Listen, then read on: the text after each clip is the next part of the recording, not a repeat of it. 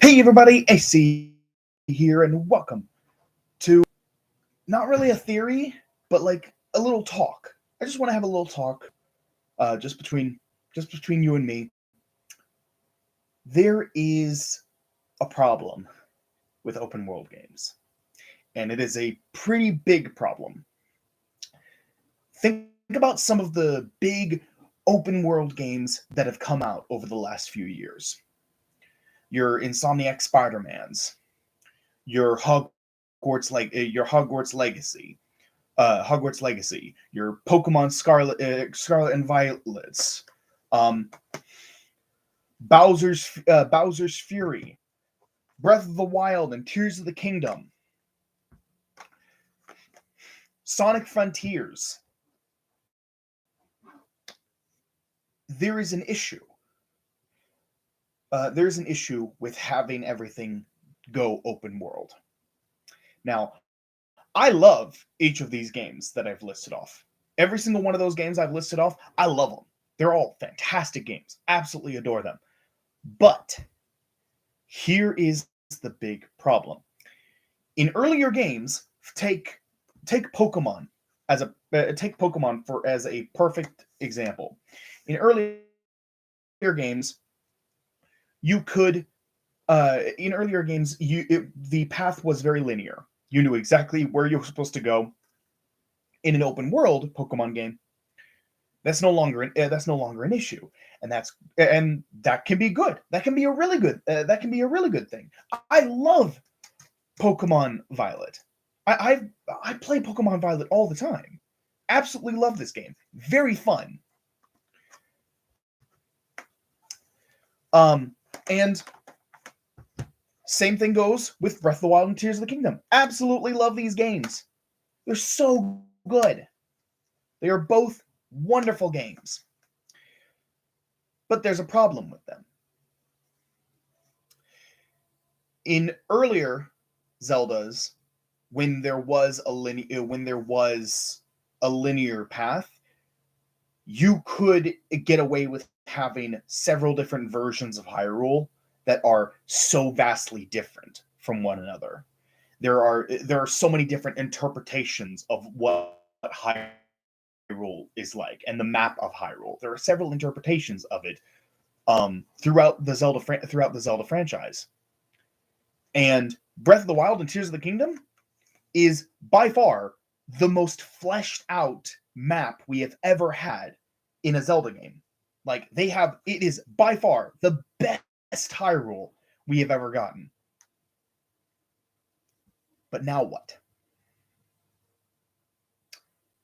Now that we've seen this, we've seen every nook and cranny of this Hyrule. Now what? I'll tell you what. Nintendo is either going to create an entirely new kingdom that's not Hyrule and have Link explore that, in which case Zelda might not even be in the next one. The the person whose name is on the title of every game. She might not even be in it. And even if she's not in it, it can still be good. It can still be good. Link's Awakening is fantastic. Majora's Mask is fantastic. Neither of those have Zelda. They're both fantastic. They're both fantastic games. So just because it doesn't have Zelda in it doesn't mean it's not going to be good. It can still be good. But if they were to ever go back to Hyrule, because we know that the future of the Zelda series is going to be open air, big open worlds. That's the future of the series. But if they ever go back to Hyrule, they have to make an entirely new version of Hyrule, because they've used this version of Hyrule twice already. We've already seen every nook and cranny of this version of Hyrule. There is nothing left that we can explore for this version. So they would have to make an entirely new Hyrule. And you might think that that's not so bad, except here's what's inevitably going to happen. When you create an entirely new version of Hyrule, it has to be distinct enough that you won't constantly find similarities between that and this. It's gonna have to be a completely different Hyrule from what we have come to expect from these two games. It will have to be a completely different version of Hyrule. So,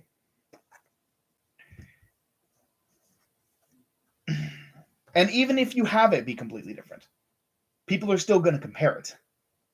People are going to make comparisons and say, "Oh, the map was better in Breath of the Wild and Tears of the Kingdom." Like you are caught that bar, this bar is already really high. So anytime they decide to make another Zelda game that takes place in Hyrule and they have to completely reinvent the map of Hyrule just to have a new story and a new map to explore that isn't the same as these two, people are going to compare it to these two games. This game is now going to be what every game moving forward is going to be compared to. It's not going to be judged. They are not going to be judged on their own merits. They're going to be compared to these. And this is a really high bar to follow up on. These are really high bars to follow up on.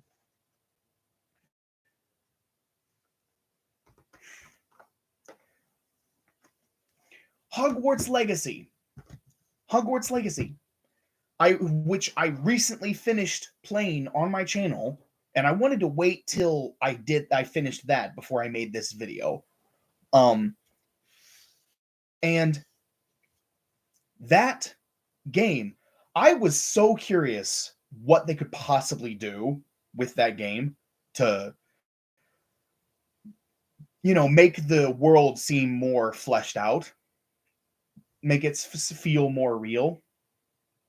And there were a lot of locations where there were certainly a lot of locations where things didn't really feel very fleshed out. Like most of the little hamlets that you can explore were not really interesting, like in the slightest. However, a lot of the different locations in Hogwarts and in Hogsmeade were very interesting. I was very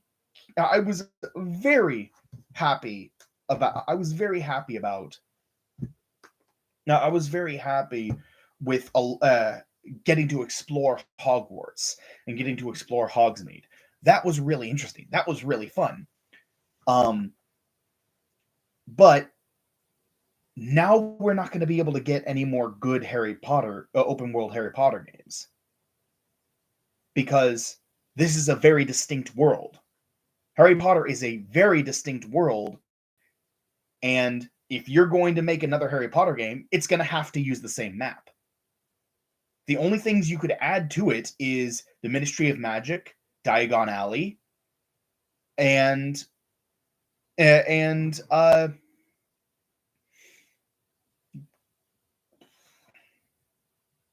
feel like there was one other location that I'm forgetting. Ministry of Magic, Diagon Alley, Hogsmeade, Hogwarts. Actually, I think that's it. Yeah, you could add a couple more things. Oh, Azkaban. Maybe you could visit Azkaban. So, like, you could add those 3 locations and have each of them be fully explorable in a sequel. However, that's it. That's all you could add. Because after that, you've explored the entire Wizarding World. Because the rest of it is just London. The rest of the world of Harry Potter is our world. The actual Wizarding World are just those few locations. And we've already explored Hogwarts and Hogsmeade as much as possible in this game. So there's only a couple things you could add to a sequel. And once that's done, that's it. And that is a very distinct world. That's not something you can change. So even if we do get a Hogwarts Legacy sequel, we will never get a third one. And it's this issue where open world games is like the pinnacle. It is basically the final evolution of a game world. It is the final evolution of the world of a game. Once you've hit that final evolution, all you can really do is make different iterations of that same final evolution. You're not pushing the boundaries, you're not getting better and better, you're just doing different things on the exact same level. Because that's it. You've hit the peak. You've hit the pinnacle of what you can do with your world. You've made your world as immersive as it can possibly be. There's nowhere there's no higher to go. You're at the summit. So all you can do is tread alongside that summit, setting up different bases along that summit until eventually you run out of space and can't do it anymore. Eventually, we're going to get to a point where Nintendo is not going to be able to continue to make different versions of Hyrule. They're not going to be able to continue to make different versions of Hyrule because they will have exhausted every single possible map they could make for Hyrule. And then we're going to end up being stuck. Because then we have to make a decision on whether or not to continue doing stuff like this and allowing it to grow stale, or going back to how things used to be. And billions of people love these games. Billions of people got into the Zelda franchise through the open world games. And it's what they prefer. So by going back to how linear things used to be, you're losing all of those fans that you had gained through the open world games.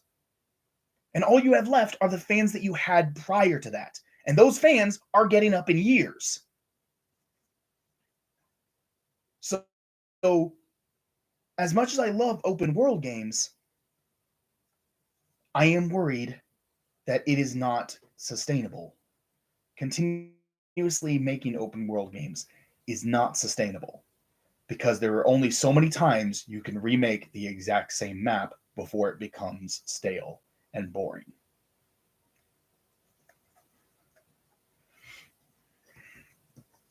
Now, some games might be able to survive. Some games might be able to survive that. Mario, I think Mario could possibly survive it. That is, as long as Nintendo doesn't continue to fall back on the whole level 1 is grass, world 1 is grass, world 2 is desert, world 3 is water, that thing. As long as they don't continue to fall back on that, and they give us open worlds like what they did with Bowser's Fury, how with Bowser's Fury, all the different zones are just there in one big hub.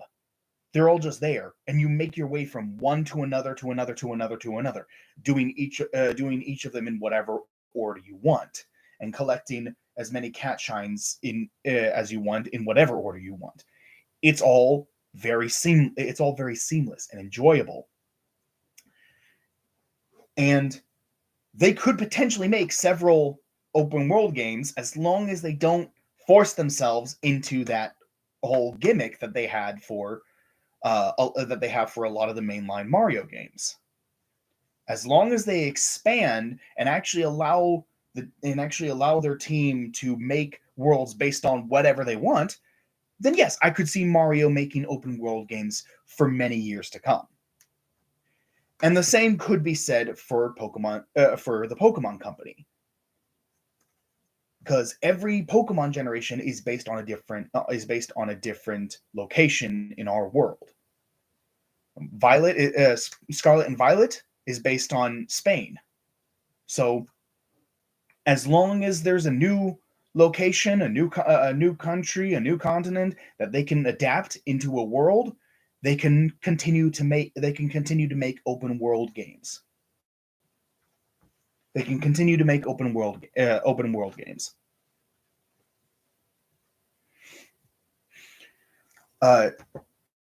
And then once they've done that, Who knows? Maybe they could start creating uh, entirely new entirely new regions that aren't based on anything in our world. They're just original regions. They could do something like that in the future. So Pokemon and Mario, they could get away with doing this for several years to come. Sonic, maybe, maybe that one's a little tricky because Sonic has always had very unique and interesting stages. However, given the game, given the gameplay loop and gimmicks of Sonic Frontiers, I feel like that kind of gameplay loop, while it is fun and it could probably work for maybe a couple more titles, I don't know if the actual gameplay loop for Sonic Frontiers is strong enough to continue to keep the series afloat for many more years, for many more games to come in the future. Maybe one or two more titles they could continue to do this before it starts to get stale, but I feel like they would need to update the gameplay loop and um give us like different zones that are give us different zones that are more compact, allowing us to run around freely in those zones, but just have them a bit more compact so that there's more we can do in them. And then maybe, and at the end of each zone, you run across the bridge or something to get to the next zone. Have something to seamlessly take you from one zone to another, and that there's a certain number of there's a whole bunch of different objectives you can do, and once you've done a certain number of them, regardless of what they are, let's say there's like 100 objectives you could possibly do on in a single zone, and once you've done like 20 of them, boom, you can head to the next zone regardless of what objectives they are. As long as you complete that many objectives, you can move on to the next zone. That, I feel, would be a good way to handle it. You have all these different objectives. You can do any which one of them you want in any order you want. You just need to do this many, and then you can move on to the next zone. And they're all very compact, so you're not running around trying to find out where you're supposed to go next. Um, I feel like that is something they could do in a future Sonic game, to kind of update the gameplay loop a bit. Um, but maybe that's just me. Maybe I'm the only one who thinks that would be an improvement. I don't speak for anyone but myself. Um, so I I do think this is a problem.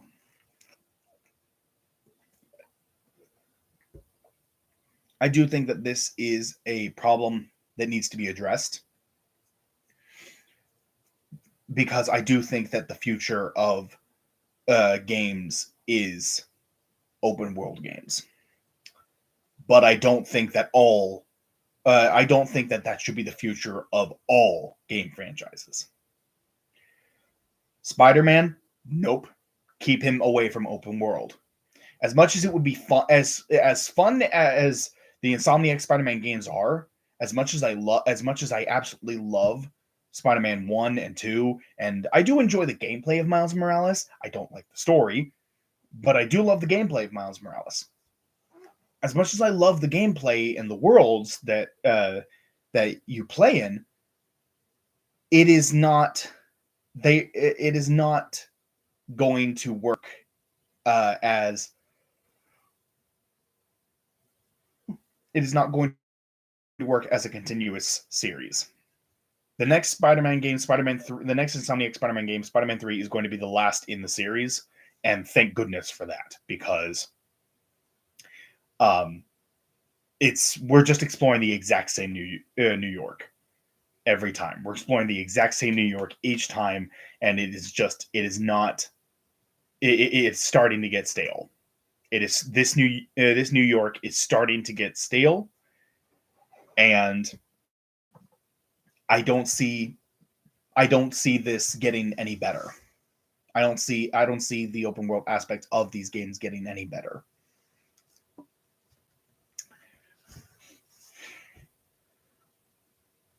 A lot of these games have hit their peak. Now it's just a question of how many of them are going to fall off.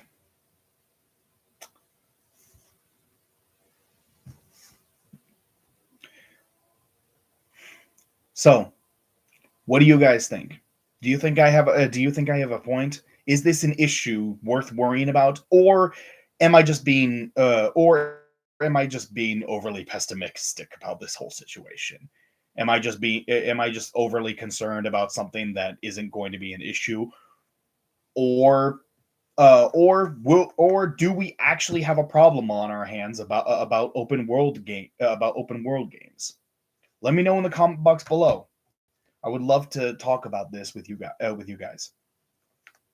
And again, I'm not bashing on any of these games. Absolutely love each and every one of these games. They are all fantastic. They are all fantastic games.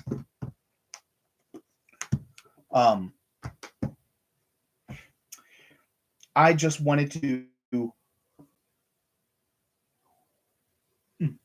bring attention to one of my concerns with the current game with the gaming industry as it is currently. So I hope you all can understand where I'm coming from. And in the meantime, that's going to do it for this episode. Thank you all so much for watching. Hope you all enjoyed. There's going to be a couple theory videos that I'm going to put up by Friday. And then Saturday special event.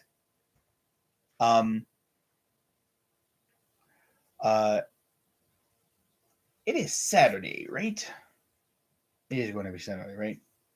Not.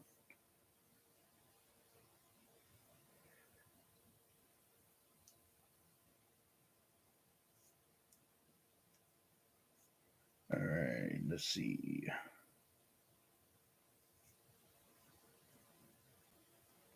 Yeah, Saturday. Yep, that's Saturday. Saturday, February 24th. Special event. Look forward to that. I certainly am. Very excited. Lots of cool stuff planned this year. So hope you're all looking forward to it. A couple more videos coming up this week, so stay on the lookout for those. And I will see you all in the next video. Take care, everybody.